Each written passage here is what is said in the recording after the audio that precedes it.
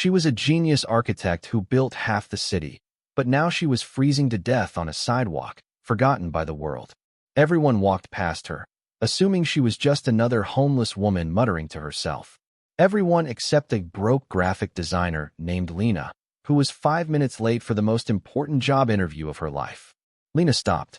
She used her only expensive possession, her design portfolio, to shield the old woman from the snow. That choice cost Lena her dream job. But she didn't know that the shivering woman in her arms held the secret to a fortune, a stolen legacy, and a love story that would change everything. Before we begin, hit that subscribe button, because this story proves that kindness is the only blueprint that matters. Chicago, December 18th, 8:45 a.m. The wind off Lake Michigan felt like broken glass against Lena's face. Lena hurried down Michigan Avenue, clutching a large black art portfolio against her chest like a shield. Her boots were leaking. Her coat was too thin. She had exactly $12 in her bank account and a maxed-out credit card. But inside that black portfolio was her future. It contained her designs, her branding concepts, her life's work. She had an interview at 9 a.m. with Vanguard Marketing, the biggest firm in the city. If she got this job, she could pay her rent. She could pay her student loans. She could eat something other than instant ramen. Please, Lena whispered to the traffic light. Turn green. She was running late. Her alarm hadn't gone off because her phone died in the night. The battery was shot, and she couldn't afford a new one. She crossed the street, dodging a yellow taxi that splashed slush onto her jeans. Great, she muttered. Just great. She turned the corner onto Wacker Drive. The high-rise buildings loomed over her, steel and glass giants. She looked up at the Sterling Tower, the most beautiful building in Chicago. It was her favorite. It twisted toward the sky like a silver ribbon. As she looked down, she saw a shape on the sidewalk near the entrance of an alleyway. It was a person. People in expensive suits were stepping around the shape, talking on their phones, ignoring it completely. Lena slowed down. It was an elderly woman. She was sitting in a snowbank, wearing nothing but a thin hospital gown and a pair of men's slippers. Her gray hair was matted and wet. She was shivering so violently that her teeth were chattering audibly. Lena looked at her watch. 8:52 a.m. The Vanguard building was 2 blocks away. If she ran, she would make it with 2 minutes to spare. If she stopped, she would miss it. Just keep walking, a voice in her head said. You can't save everyone. You can't even save yourself. Lena took a step forward. The old woman looked up. Her eyes were a piercing, cloudy blue. She looked confused, terrified. She held up a shaking hand, holding an imaginary pencil. The angles are wrong, the woman mumbled. The load-bearing wall, it's crumbling. She wasn't making sense. She was freezing to death. Lena looked at the suits walking by. A businessman almost tripped over the woman's leg and cursed at her. Move it, lady. Something inside Lena snapped. She couldn't do it. She couldn't be one of those people. Hey, Lena shouted at the businessman. She's freezing. Help her. The man ignored her and kept walking. Lena cursed. She ran over to the snowbank. She dropped to her knees. Ma'am, Lena said. Ma'am, can you hear me? The woman looked at Lena. The blueprint. I lost the blueprint. It's okay, Lena said. We'll find it. The snow was coming down harder now. The woman was soaked. Lena looked at her portfolio. It was made of thick, waterproof vinyl. She didn't think. She unzipped it. She dumped her sketches, her best work, printed on expensive cardstock, out onto the wet pavement. The wind caught them. Her designs for logos and websites scattered into the slush, instantly ruined. No, the woman cried out, reaching for the papers. It doesn't matter, Lena said, her voice shaking. She wrapped the empty vinyl portfolio case around the old woman's shoulders like a blanket. It wasn't much, but it cut the wind. Then Lena took off her own coat and wrapped it around the woman's legs. I'm going to get you help, Lena said. She pulled out her phone. It had 4% battery. She dialed 911. Emergency services. What is your location? Wacker and State, Lena said, her teeth chattering. I have an elderly woman, severe hypothermia, confused mental state. We have a high call volume due to the storm, the operator said. ETA is 45 minutes. 45 minutes? She'll be dead in 45 minutes. I'm sorry, ma'am. Do you have a vehicle? No. The line clicked.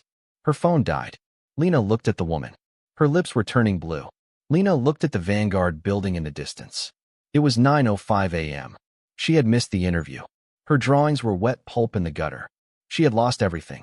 Okay, Lena said, tears stinging her eyes. Okay, we're not waiting. She stood up. She hailed a taxi. 3 passed her. Finally, a beat-up cab stopped. She's dirty, the driver said, looking at the old woman. I don't want trouble. I have $20 cash, Lena said, pulling her last bill from her pocket. Take us to Mercy Hospital. The driver grunted. Get in.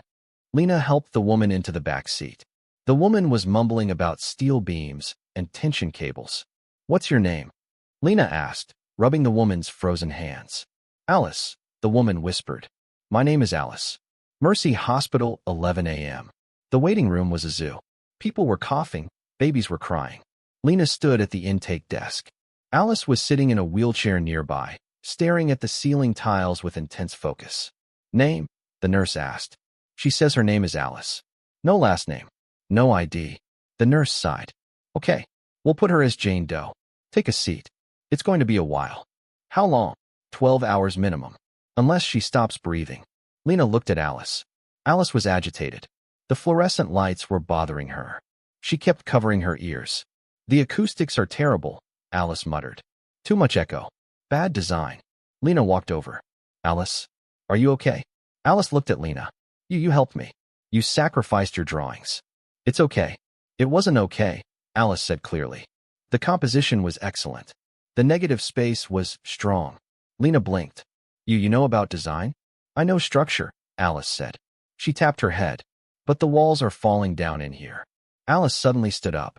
I can't stay here. It's too loud. The vibration, it hurts. She started to walk toward the exit. Alice, wait. Lena grabbed her arm. You need a doctor. No doctors. Alice screamed. She started to panic, flailing her arms. Security guards started to move toward them. Lena saw the terror in Alice's eyes. It wasn't just confusion, it was trauma. She had been hurt by people in uniforms before. Okay, Lena soothed. No doctors. We'll leave. She looked at the security guards. She's with me. We're leaving. Lena led Alice out of the hospital. It was still snowing. Where do you live, Alice? Lena asked. Alice looked at the sky. The island. I live on the island. Which island? Alice frowned. The one with the bridge. But Julia cut the bridge. Julia? A name. Who is Julia? Alice shivered. She clammed up, looking fearful. She took my keys. She said I was broken. Lena felt a chill. Someone had dumped this woman. Lena checked her pockets. She had no money left. No job. And now she had a confused elderly woman standing in the snow. She couldn't leave her at a shelter. They were full. She couldn't leave her on the street. Lena sighed. Okay, Alice. You're coming with me. Lena's apartment, 1 p.m. Lena lived in a basement studio in Rogers Park. It was really just a converted storage room. The pipes rattled, and the window looked out at a brick wall. She unlocked the door. It's not much, Lena said. But it's warm. Alice walked in. She looked around the tiny, cluttered room. Her eyes scanned the posters on the wall, the drafting table in the corner, the stacks of design books. Small, Alice judged. But efficient. Good use of vertical space. She walked over to the drafting table. She ran her hand over Lena's T-square. You are an artist, Alice said. I try to be, Lena said, hanging up their wet coats. I'm a graphic designer. Or I was, until this morning. I made you late, Alice said softly. It's not your fault. Lena opened her fridge. It was grim. Half a jar of pickles, 2 eggs, and a box of pasta. I can make us spaghetti, Lena said. Do you have paper? Alice asked. What? Paper. And a pencil. I need to fix the wall. Lena grabbed a sketchbook and a charcoal pencil from her desk. She handed them to Alice. Alice sat on the floor, ignoring the chair. She placed the sketchbook on her knees. Her hand, which had been shaking uncontrollably all morning, suddenly went still. She gripped the pencil. She didn't scribble. She struck the paper with confidence. Swish, swish, scratch. Lena cooked the pasta. She watched Alice. The woman was in a trance. 10 minutes later, Alice handed the sketchbook back. This is how you fix the hospital, Alice said. Lena looked at the drawing. Her jaw dropped. It wasn't a doodle. It was a professional architectural rendering of the hospital waiting room, but redesigned. Alice had opened up the ceiling to add skylights for natural light. She had curved the walls to dampen the acoustics. She had added structural supports that looked like tree branches. It was brilliant. It was genius. And in the bottom corner, signed in a tiny, sharp script, was a name. A. Sterling. Lena froze. She looked at the signature. Then she looked at the name on the spine of one of her design textbooks on the shelf. Modern Architecture. The Giants of Chicago. She grabbed the book. She flipped to page 50. There was a photo of a woman. Younger, with dark hair, but the same piercing blue eyes. Standing in front of the Sterling Tower. Alice Sterling. Pritzker Prize winner. The Queen of Steel. The caption read, Alice Sterling retired in 2021 due to health issues.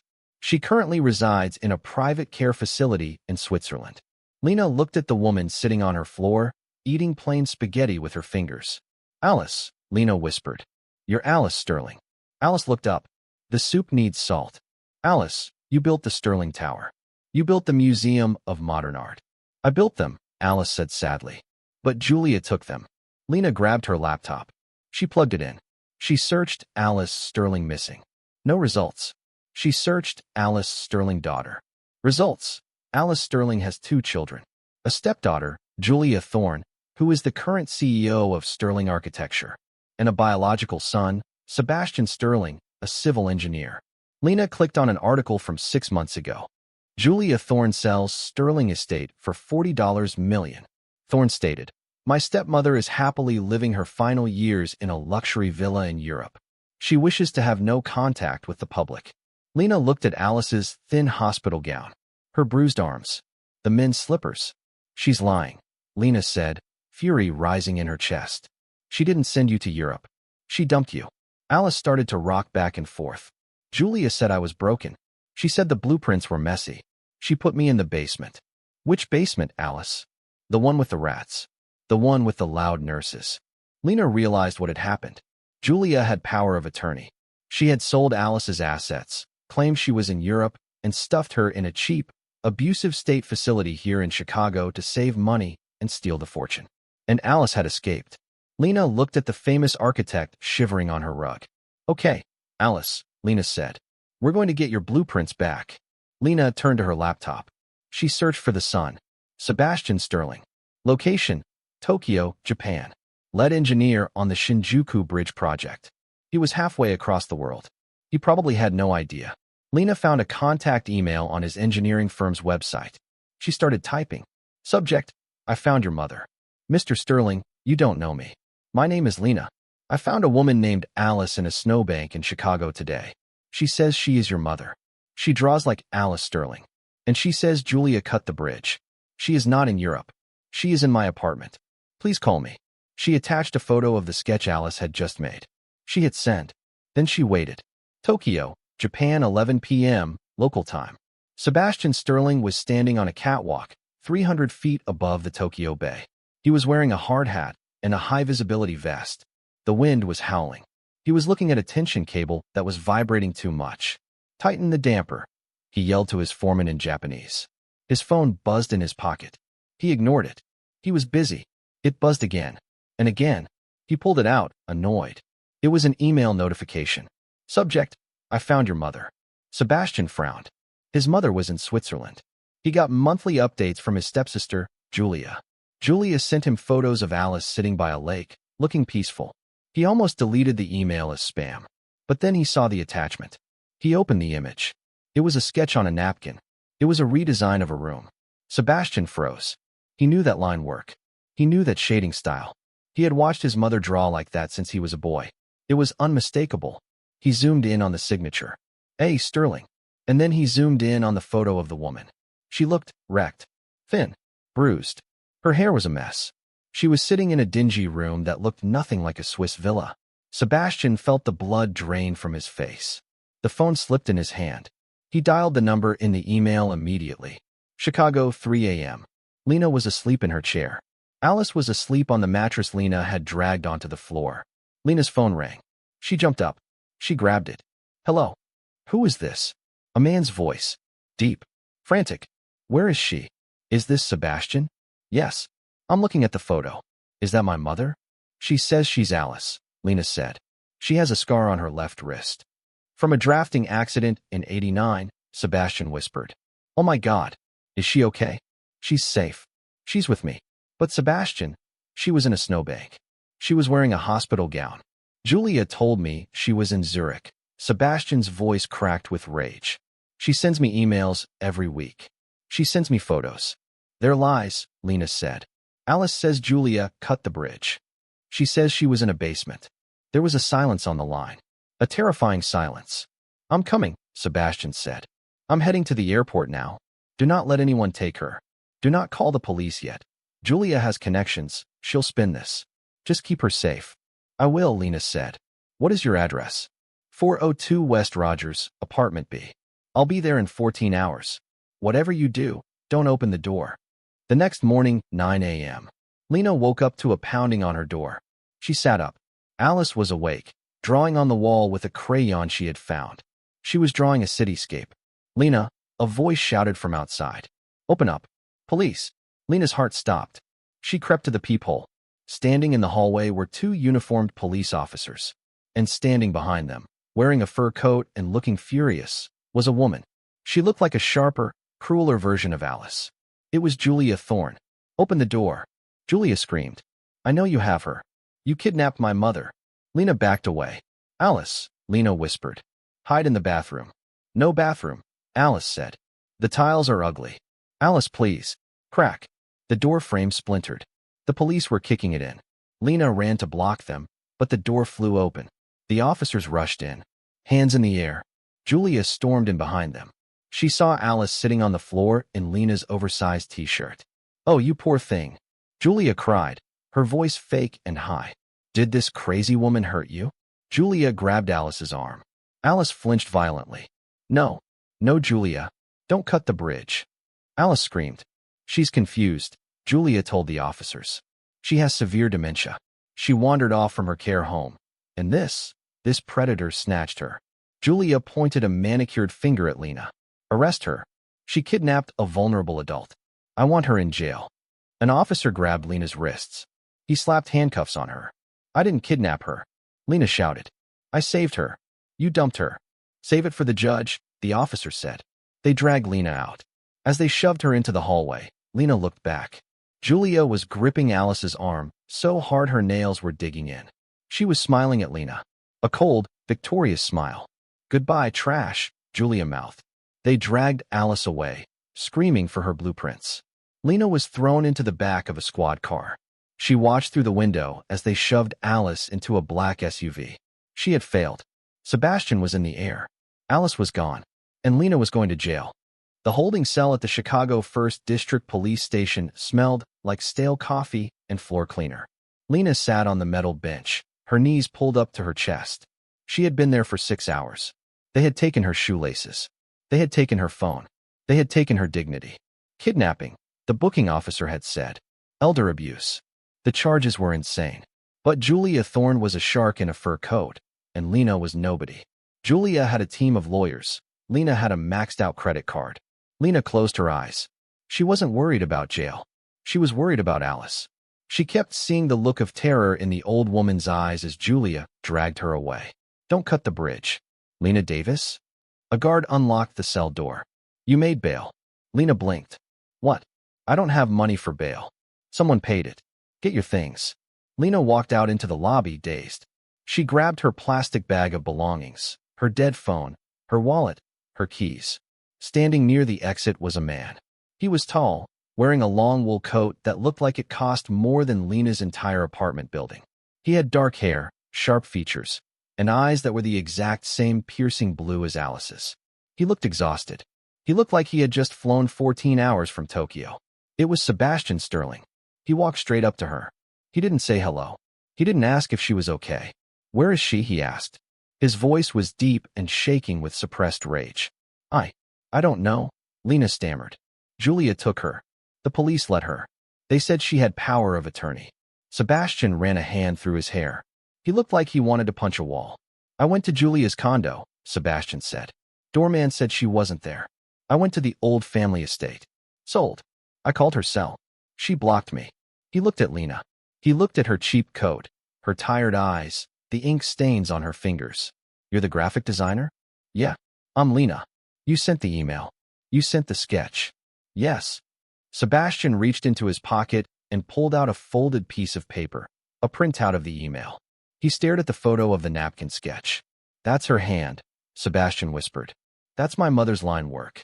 She taught me how to draw tension cables when I was 6. He looked up at Lena. The intensity in his eyes softened just a fraction. Thank you, he said, for saving her from the snow. For sending this. She saved me too, Lena said quietly.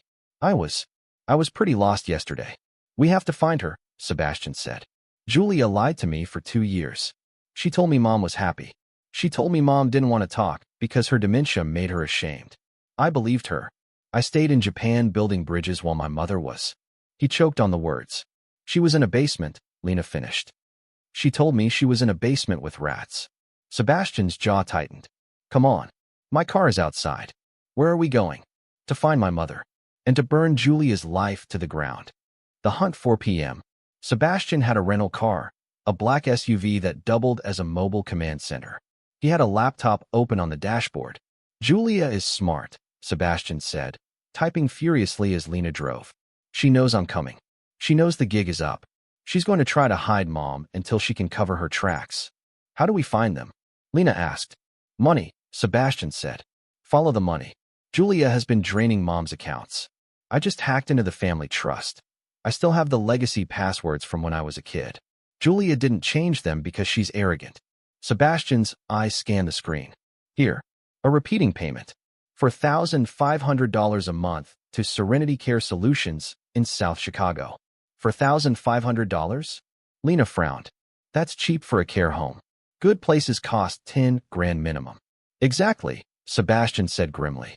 She put a Pritzker Prize-winning architect in a budget facility and pocketed the difference. He pulled up the address. Serenity Gardens. 808 Industrial Way. That's in the middle of nowhere, Lena said. It's an industrial park. Drive, Sebastian ordered. Serenity Gardens, 5:30 p.m. The facility looked like a prison disguised as a motel.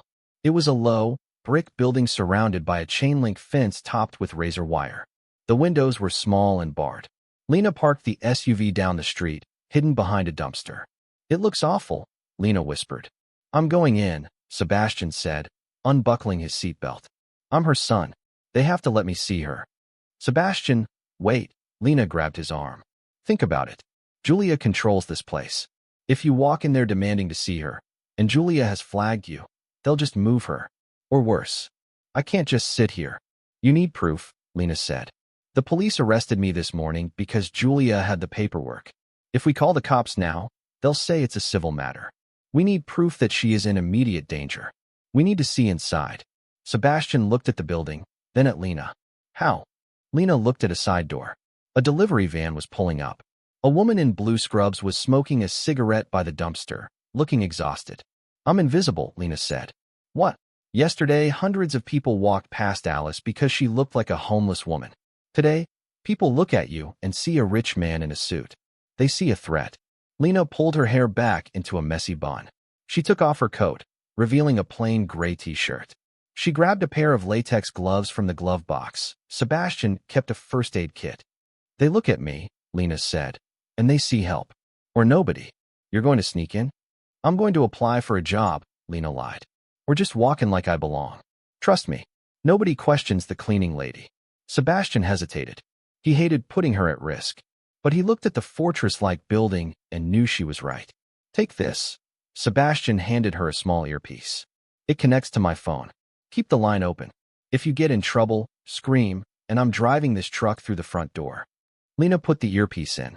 She took a deep breath. For Alice, she whispered. Inside the belly of the beast. Lena walked up to the loading dock. The woman smoking the cigarette didn't even look up. Door's sticky, the woman mumbled. Thanks, Lena said, keeping her head down. She pulled the heavy metal door. It opened. She was in. The smell hit her instantly. Urine, bleach, and boiled cabbage. It was the smell of neglect. Lena walked down the hallway. It was dim. The linoleum floors were cracked. She passed rooms where elderly people sat in wheelchairs staring at blank televisions. No nurses were in sight.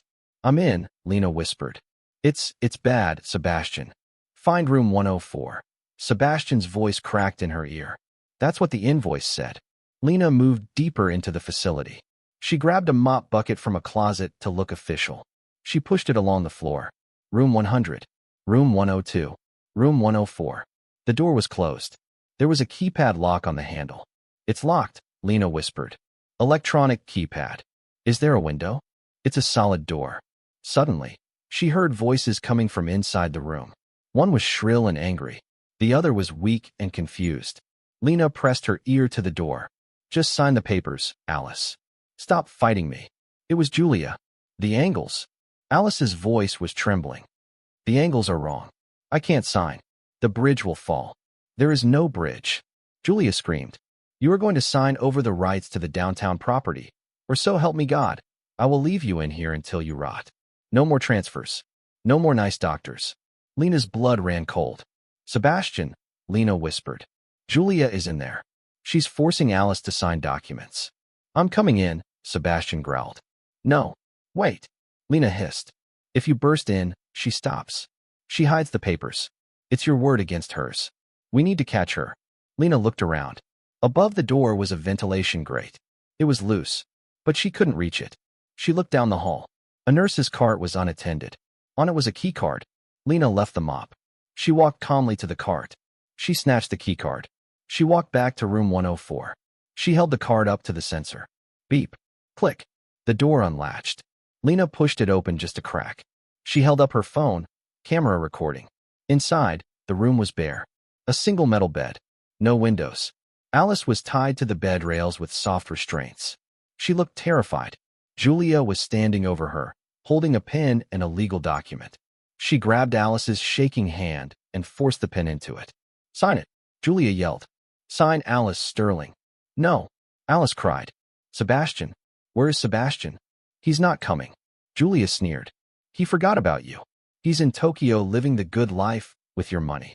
Nobody cares about you but me. Alice sobbed. It was a sound of pure heartbreak. Lena felt a rage she had never known. She kicked the door open. He didn't forget. Lena shouted. Julia spun around. Her eyes went wide. You. Julia gasped. How did you get in here? I'm the architect's assistant, Lena said, stepping into the room, phone still recording. And you're done, Julia. Julia dropped the papers. She lunged for Lena. Give me that phone.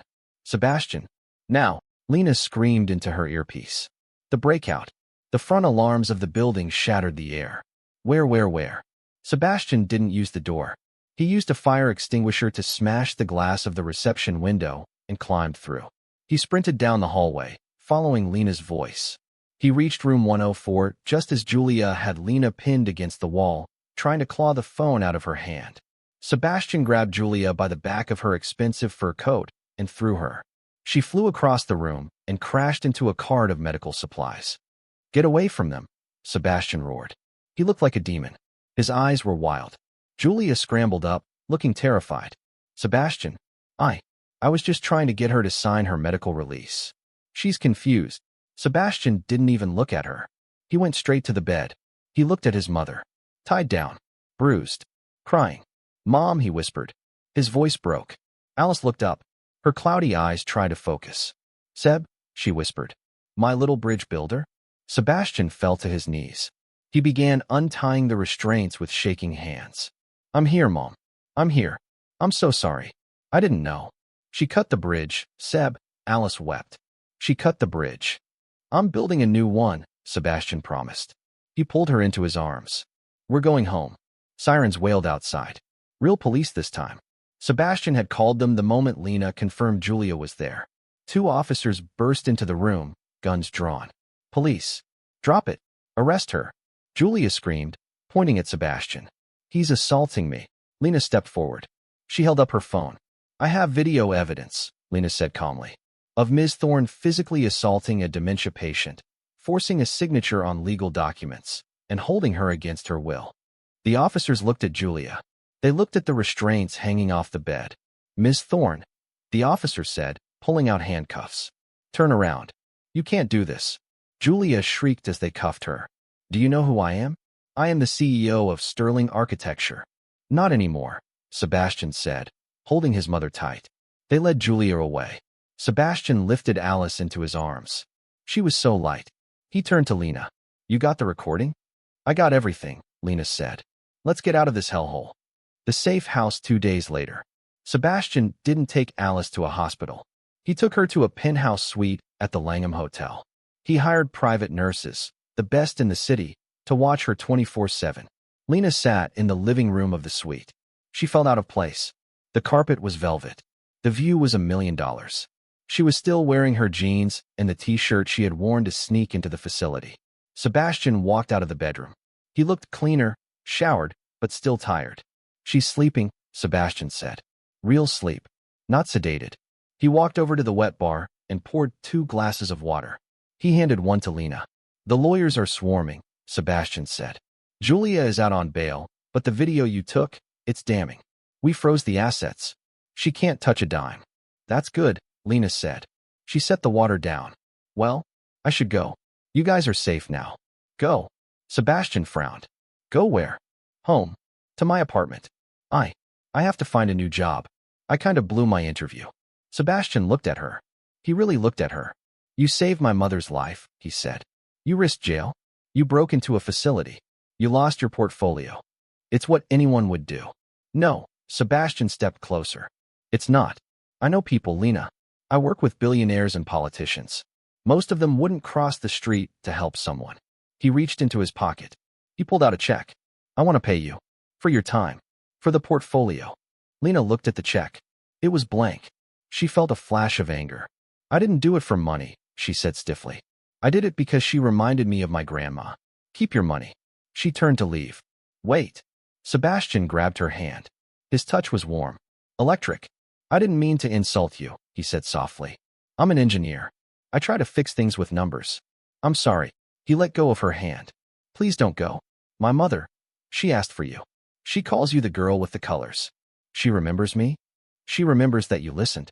She keeps talking about a masterpiece. A final design. Sebastian looked at the bedroom door. She wants to draw again, Lena. But her hands, they shake too much. She needs help. She needs someone who understands the vision. He looked back at Lena. I'm an engineer. I build what's on the paper. But I can't create the paper. You're a designer. You understand the art. What are you asking? I'm asking you to stay, Sebastian said. Work with us. Help her recover. Help her finish whatever design is stuck in her head. I'll pay you a salary. Double whatever you would have made at that marketing firm. Lena looked at the bedroom door. She thought about Alice sitting on her floor, drawing a masterpiece on a sketchbook. She thought about her empty apartment and her dead-end career. Then she looked at Sebastian. He wasn't looking at her like a rich client. He was looking at her like a partner. I don't need double, Lena said. Just fair pay. And coffee. Lots of coffee. Sebastian smiled. It was the first real smile she had seen on his face. It transformed him. Deal, he said. The Langham Hotel suite was bigger than Lena's entire apartment building. It had floor-to-ceiling windows overlooking the Chicago River, velvet furniture, and a dining table made of Italian marble. For the last 3 weeks, it had also become an art studio. Sketches covered every surface. Blueprints were taped to the silk wallpaper. Sebastian had bribed the hotel manager to look the other way. The smell of charcoal and expensive coffee filled the air. Lena sat at the dining table, a drafting pencil in her hand. Across from her, Alice Sterling sat in a plush armchair, wrapped in a cashmere blanket. Alice looked better. Her hair was clean and silver, cut into a chic bob by a stylist Sebastian had hired. The bruising on her arms had faded, but her hands still trembled with a subtle, constant rhythm, the aftershocks of trauma and age. No, no, Alice murmured, squinting at the paper Lena was working on. The atrium is too heavy. It needs to breathe, Lena. Light is a structural element. Treat the sun like steel. Lena erased the line. Like this.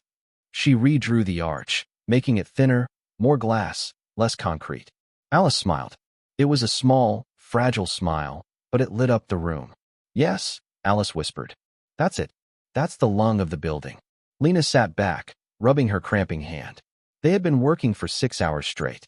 We have the atrium, the gallery, and the workshop, Lena said, looking at the sprawling plans. Alice, this isn't just a community center.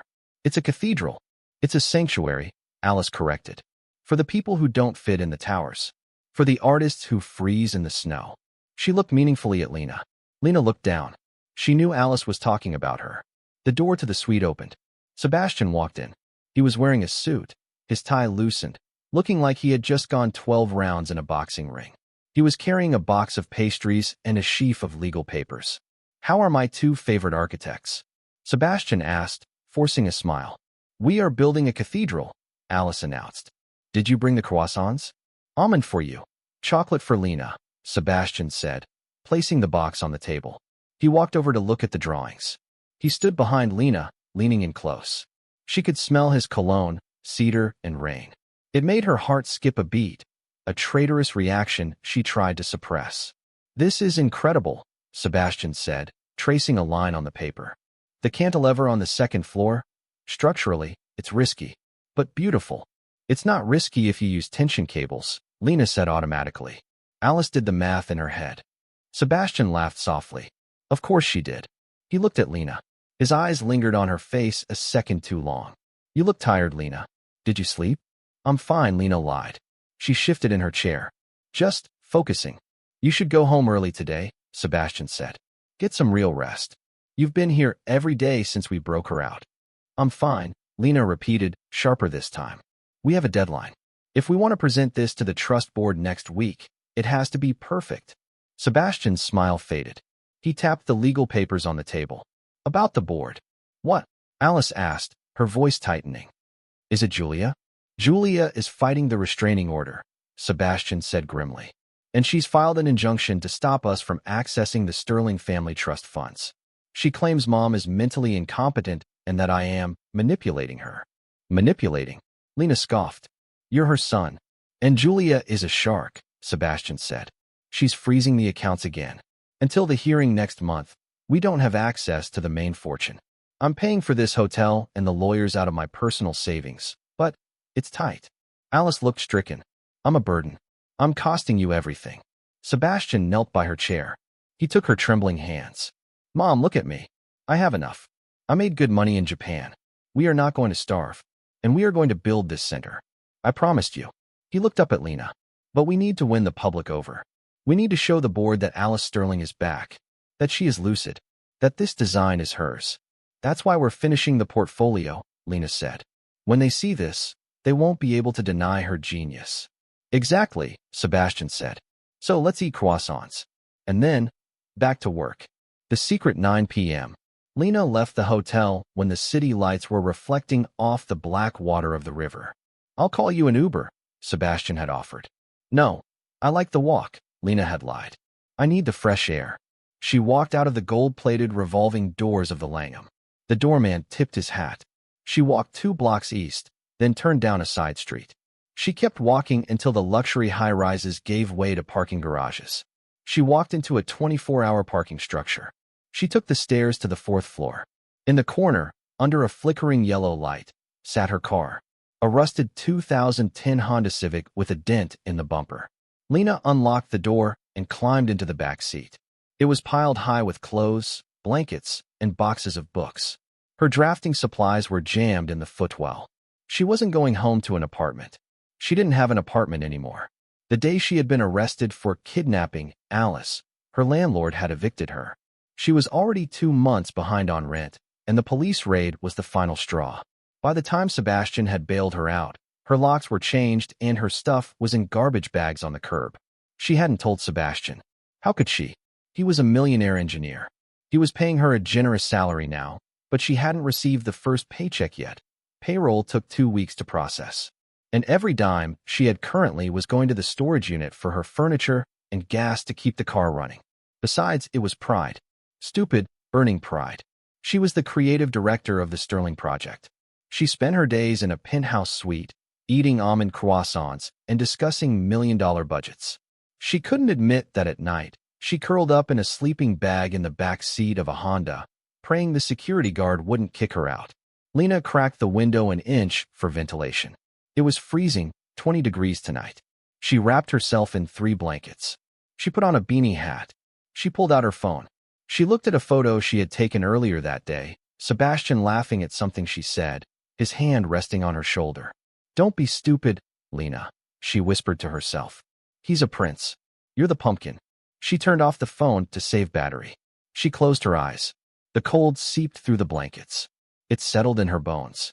Just 2 more weeks, she told herself. First paycheck. Apartment. Heat. She drifted into a restless, shivering sleep. The date, 3 days later. You smell like gas station coffee, Alice noted the next morning. Lena froze. She was wearing the same sweater as yesterday. She had tried to wash up in the parking garage bathroom, but it wasn't easy. Long night, Lena said, forcing a laugh. Creative juices were flowing. I stayed up late working on the logo. Sebastian walked in. He looked sharp in a navy turtleneck. Well, take a break, Sebastian said. Because tonight, we are going out. Out? Lena asked. Like, to a meeting? No. To dinner. A real dinner. Not room service. Sebastian looked at his mother. Nurse Clara is coming to watch Mom. She's going to watch bad reality TV and eat ice cream. I love bad reality TV, Alice confirmed. Sebastian turned to Lena. And you and I are going to celebrate. We finished the preliminary blueprints. We deserve a victory lap. Lena looked down at her jeans. I'm not really dressed for a victory lap. You look fine, Sebastian said softly. But if you want, go home, change, and I'll pick you up at 7 o'clock. No, Lena said too quickly. She couldn't let him come to her home. She couldn't let him drive to the parking garage. I'll just meet you there. Where are we going? The Loyalist, Sebastian said. 7 p.m. Don't be late. The Loyalist, 7:15 p.m. The restaurant was dark, moody, and expensive. It smelled of wood smoke and aged bourbon.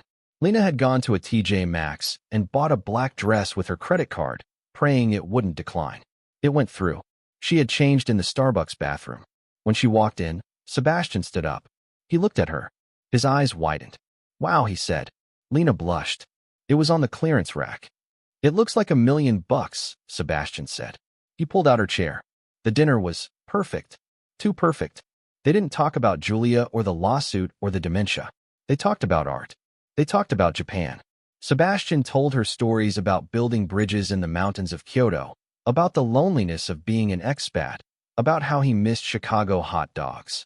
You know, Sebastian said, swirling his wine. I was going to stay in Japan forever. I thought there was nothing for me here.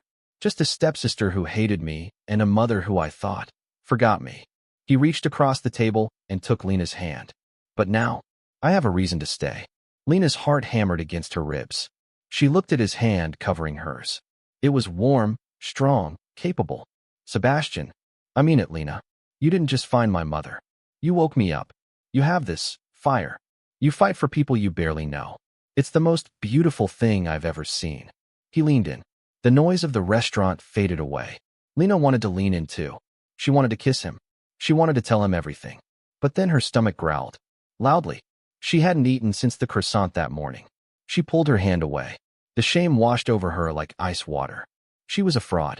She was a homeless girl in a discount dress pretending to be a partner to a millionaire. If he knew she slept in a car, he wouldn't look at her like that. He would look at her with pity. And pity was worse than hate. I have to go to the bathroom, Lena stammered. She stood up and rushed away. In the bathroom, she splashed cold water on her face. She looked at her reflection. Dark circles under her eyes. Pale skin. Stop it, she hissed. Do the job. Get paid. Get an apartment. Then you can be a person. She went back to the table. Sebastian looked concerned. Are you okay? You look pale. I'm fine. Just tired. Can we get the check? Sebastian nodded slowly, disappointment flickering in his eyes. Sure. The collapse 2 days later. The winter storm returned with a vengeance. The temperature dropped to -10 degrees. The wind chill was -30. Lena's car wouldn't start. The battery was dead from the cold. The heater wouldn't turn on. She spent the night shivering so hard her muscles seized up. She tried to sleep, but the cold was a physical pain. It felt like needles in her lungs. By morning, she was delirious. Her head was pounding. She was coughing a deep, rattling cough. She had to get to the hotel. It was warm there. She walked the 2 miles to the Langham. The wind cut through her thin coat. She couldn't feel her toes. She stumbled into the lobby at 8:30 a.m. The doorman frowned. Miss Davis? Are you unwell? Just cold, Lena whispered. She got into the elevator. She leaned against the wall, closing her eyes. Just get to the suite. Get coffee. Warm up. The doors opened on the penthouse floor. She walked down the hallway. Her legs felt like lead. The hallway seemed to stretch for miles. She reached the door. She keyed in the code. She stepped inside. Warmth. Glorious warmth. Sebastian and Alice were at the dining table. They looked up. Lena. Alice chirped. I had an idea for the skylight. We need to angle it at 30 degrees to catch the winter sun. Lena smiled. She tried to say, 30 degrees sounds great. But no sound came out. The room spun. The floor rushed up to meet her. Lena. The last thing she heard was Sebastian's voice screaming her name, and the sound of a chair crashing over. The discovery. Lena woke up in a bed that felt like a cloud. She blinked. She was in the guest bedroom of the suite. Sebastian was sitting in a chair next to the bed. He was leaning forward, his elbows on his knees, his face buried in his hands. Seb. Lena croaked. He looked up. His eyes were red. You're awake, he said. His voice was flat. Hard. What happened? You passed out. Hypothermia. Exhaustion. The doctor was here. He said you were dehydrated and malnourished. Sebastian stood up. He walked to the window, his back to her. Why didn't you tell me? Tell you what? Don't lie to me, Lena. Sebastian spun around. He looked furious. I looked in your bag for your ID to give to the doctor. I found the eviction notice. I found the pawn shop receipt for your laptop. He walked over to the bed. He threw a set of car keys on the duvet. I sent the valet to find your car because I thought maybe you left medicine in it. He found it in the parking garage. He told me it was full of blankets and frozen water bottles. Sebastian's voice cracked. You've been sleeping in a car? In a blizzard? While working in a 5-star hotel suite. Lena pulled the blankets up to her chin. The shame was burning her alive. I didn't want you to know. Why? Sebastian shouted. I offered you money. I offered you an advance. Why would you do this to yourself? Because I have pride. Lena shouted back, tears spilling over. Because I didn't want to be another charity case. You already saved your mom. I didn't want you to have to save me too. I'm not trying to save you. Sebastian said. I'm trying to be your partner. Partners tell each other when they are homeless. He paced the room. Do you know how that makes me feel? To know that I was taking you to fancy dinners, drinking wine, while you were going back to freeze in a parking lot. It makes me feel like a monster. It's not your fault, Lena sobbed. It's mine. I messed up my life before I met you. I wanted to fix it myself. Sebastian stopped pacing. He looked at her, shivering in the bed. He sat down on the edge of the mattress. The anger drained out of him, leaving only sadness. You are so stubborn, he whispered. You are the most stubborn person I have ever met. He reached out and brushed the hair off her forehead. You are not sleeping in that car again. You are staying here, in this room, until you have your own place. And I am paying you your salary today, in cash. Sebastian, no arguing, or I fire you. He leaned in and kissed her forehead. It was a gentle, protective kiss. Rest, he said. Alice is worried sick about you. He stood up to leave. Sebastian, Lena whispered. He stopped at the door. Thank you. Don't thank me, he said grimly. Just get better. Because we have a war to fight. The enemy strikes 1 week later. Lena recovered. She moved into the guest room. She ate 3 meals a day. The color came back to her cheeks. And she and Alice finished the plans. The Sterling Center for the Arts. It was magnificent. A building made of glass and reclaimed wood, designed to be a free studio space for underprivileged artists in Chicago. It was Alice's apology to the world and Lena's love letter to the city. They were ready for the trust hearing. But Julia Thorne wasn't done. On a Tuesday morning, a process server knocked on the hotel door. He handed Sebastian a thick envelope. Sebastian opened it. His face went pale. What is it? Alice asked. It's an injunction, Sebastian said. Julia isn't just fighting for the money anymore. She's fighting dirty. He slapped the papers on the table. She's filed a motion to declare Alice's new designs intellectual property of the Sterling Trust. She claims that since Mom is mentally incompetent, any work she produces belongs to the company, which Julia still controls. She can't do that, Lena said. And, Sebastian continued, reading the next page, she has filed a restraining order against you, Lena. She claims you are exercising undue influence on a vulnerable senior. If you go within 500 feet of Alice or the trust hearing, you go back to jail. Lena felt the room spin. She's trying to separate us, Lena realized. She knows Alice can't present the design without me. Alice's hands shake too much to draw the final details. I am her hands. Alice looked at her shaking hands. Then she looked at Lena. She wants to silence the music, Alice whispered. She wants to cut the bridge. Sebastian looked at Lena. We have 3 days until the hearing. If we can't prove that this design is Mom's, and that she is lucid enough to gift it to the city, Julia wins. She gets the fortune, she keeps the company, and she locks Mom away in a better facility. I can't go to the hearing, Lena said. If I show up, I get arrested. Then we have to find another way, Sebastian said. We have to make the design speak for itself. Lena looked at the blueprints. She looked at the beautiful, impossible curve of the roof. I have an idea, Lena said slowly. Julia controls the boardroom. She controls the lawyers. But she doesn't control the streets. What do you mean? I mean, Lena said, a fire lighting in her eyes. We don't present the design to the board. We present it to the people. She grabbed her laptop. We're going to launch the Sterling Center tonight. Online. Everywhere. We're going to release the blueprints to the public before the hearing even starts. We're going to make it impossible for Julia to claim it's a secret or that Alice is hidden. That's risky, Sebastian said. It's not risky, Lena smiled. It's marketing. And that is my job. The wind off Lake Michigan was howling, but for the first time in weeks, Lena didn't feel the cold. She stood on the roof of a parking garage directly across from the Sterling Tower, the 60-story skyscraper Alice had built 30 years ago. It was 2 a.m. The city was asleep, but Lena and Sebastian were wide awake. Are the projectors ready? Lena shouted over the wind. Sebastian was kneeling by a massive industrial projector, tweaking the lens. He was wired into a generator. Ready, Sebastian yelled.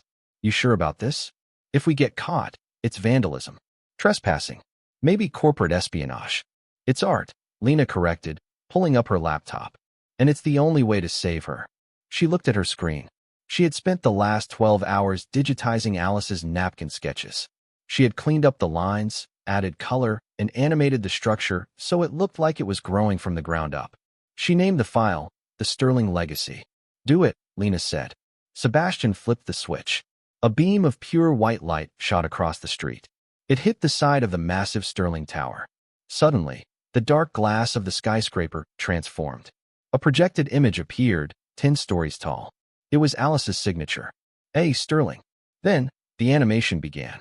The new designs, the Community Art Center, began to draw themselves on the side of the building. The sweeping arches, the glass atriums, the trees growing inside. It was breathtaking. It looked like the tower itself was dreaming of a better building.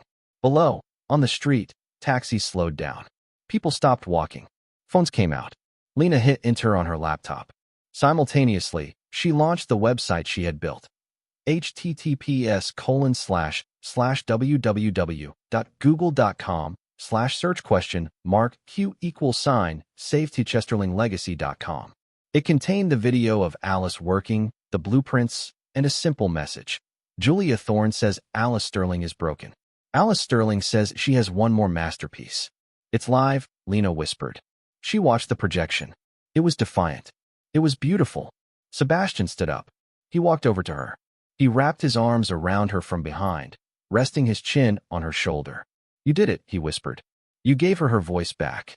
We did it, Lena said, leaning into him. Below them, the city began to wake up. Twitter started trending. The news vans started rolling. By the time the sun came up, the world would know that Alice Sterling wasn't in Switzerland. She was in Chicago, and she was ready to fight. The hearing 9 a.m. The Sterling Trust boardroom was a fortress of glass and mahogany. Julia Thorne sat at the head of the table. She looked impeccable in a white power suit, but her eyes were darting around nervously.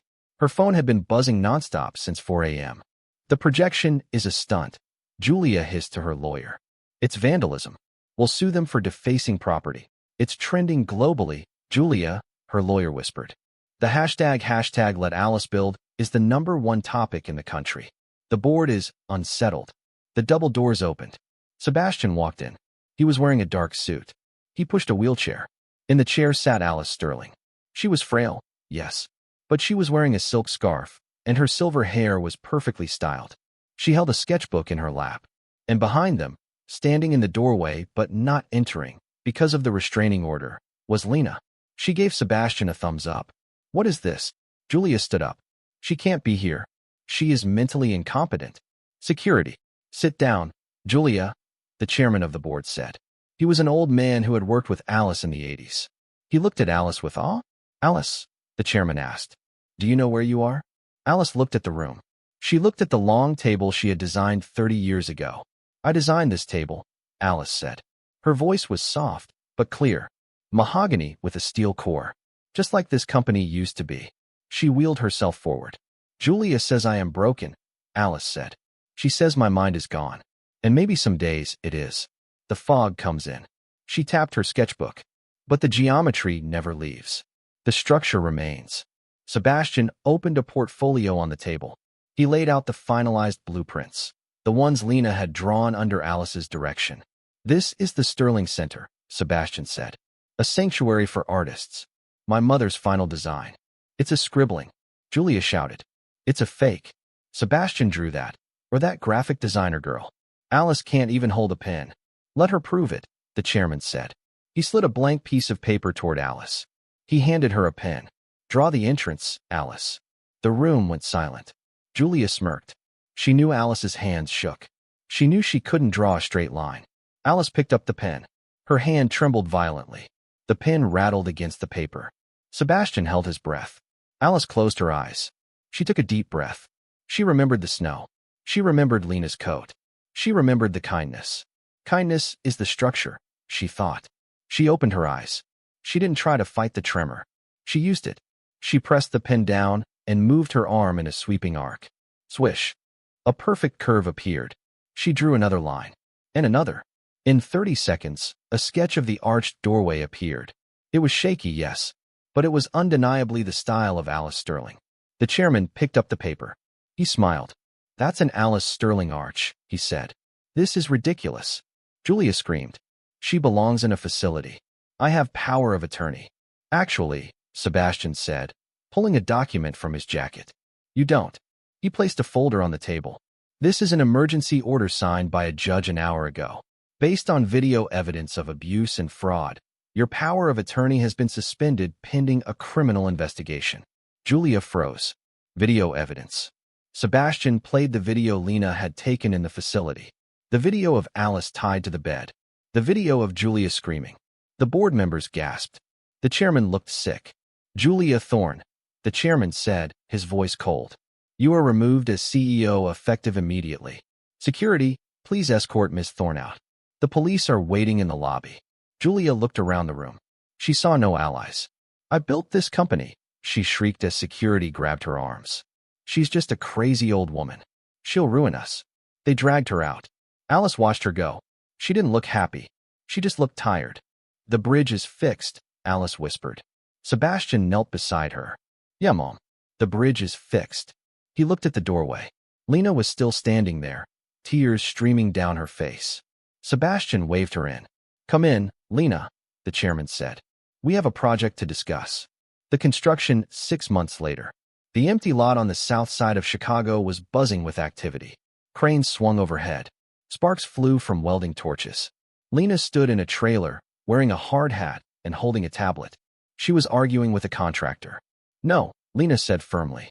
"The glass has to be frosted at the bottom, clear at the top. Alice wants the light to diffuse, not glare." "It's expensive," the contractor grumbled. "It's the design," Lena said. "Make it happen." The contractor sighed and walked away. Lena slumped into a chair. Being the creative director of the Sterling Foundation was the hardest job she had ever had. She was in charge of the branding, the interiors, and making sure Alice's vision was translated perfectly. But she loved it. She had an apartment now, a loft with big windows and heating that actually worked. She had paid off her student loans. She had a car that started in the winter. The door to the trailer opened. Sebastian walked in. He was dusty, wearing jeans and a t-shirt. He had been on the site all day, managing the structural steel. "Hey, boss," he smiled. "Don't call me boss," Lena laughed. "You're the one signing the checks." "Technically, Alice signs the checks. I just carry the bricks." He walked over to her desk. He sat on the edge of it.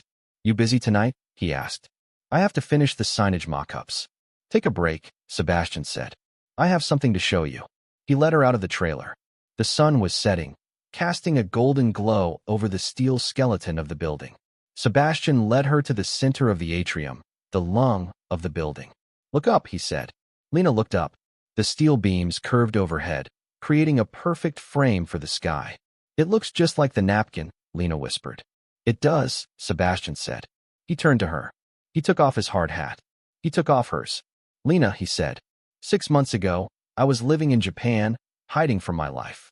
I thought my family was gone. I thought love was something you built with blueprints. He took her hands. His hands were rough from work, but gentle. Then you found a woman in the snow. And you didn't just save her. You saved me. Sebastian, I love you, Lena.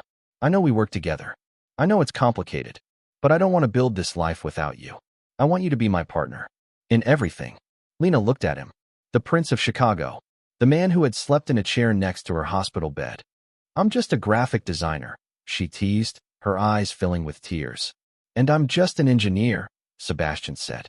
But together, we make a pretty good team. He leaned in. He kissed her. It wasn't a movie kiss. It was real. It tasted like dust and mints and promise. When they pulled apart, Lena smiled. Okay, she said. Partner. 1 year later, the grand opening. The Sterling Center for the Arts was glowing. It wasn't a cold glass tower. It was warm. The wood paneling glowed in the evening light. The frosted glass diffused the glow, making the building look like a lantern. Hundreds of people were gathered outside. Kids from the neighborhood were running around, looking at the art supplies visible through the windows. A stage was set up in front of the doors. Lena stood to the side, wearing a dress she had designed herself. She was holding a clipboard, directing the photographers. Lena. She turned. Sebastian was waving her over. He was standing next to Alice. Alice was sitting in her wheelchair, but she looked strong. She was wearing a bright blue coat, the color of the blueprints. It's time, Alice said. They walked onto the stage. The crowd cheered. Alice took the microphone. Her hand shook, but she held it steady with her other hand. They told me I was broken, Alice said to the crowd. They told me I was done building. She looked at the building behind her. But you cannot break a foundation built on love. She pointed to the crowd. This building is not mine. It belongs to the girl who gave up her portfolio to keep a stranger warm. The spotlight hit Lena. The crowd cheered louder. Lena blushed, waving shyly. And it belongs to the son who came back across the ocean to find me. She squeezed Sebastian's hand. This is the Sterling Center. It is open to everyone. Come in. Create. Build. Alice picked up the giant scissors. Snip. The ribbon fell. Music blasted. Confetti cannons fired. The doors swung open. Hundreds of kids rushed in, their eyes wide with wonder. Lena watched them. She saw a little girl run to a drafting table and pick up a charcoal pencil. That was me, Lena whispered. And look where you are now, Sebastian said, wrapping his arm around her. They walked inside. In the lobby, hanging prominently on the wall, was a frame. Inside the frame wasn't a fancy oil painting. It wasn't a plaque. It was a wrinkled, water-stained napkin. On it was a sketch of a hospital waiting room, drawn in charcoal. And underneath, a small plaque read, "The blueprint of kindness. Proof that the most beautiful structures are not built of steel, but of heart." Alice wheeled herself over to the frame. She touched the glass. "The angles are perfect," she whispered. Lena and Sebastian stood behind her, holding hands. Outside, the snow began to fall again. But this time, nobody was cold.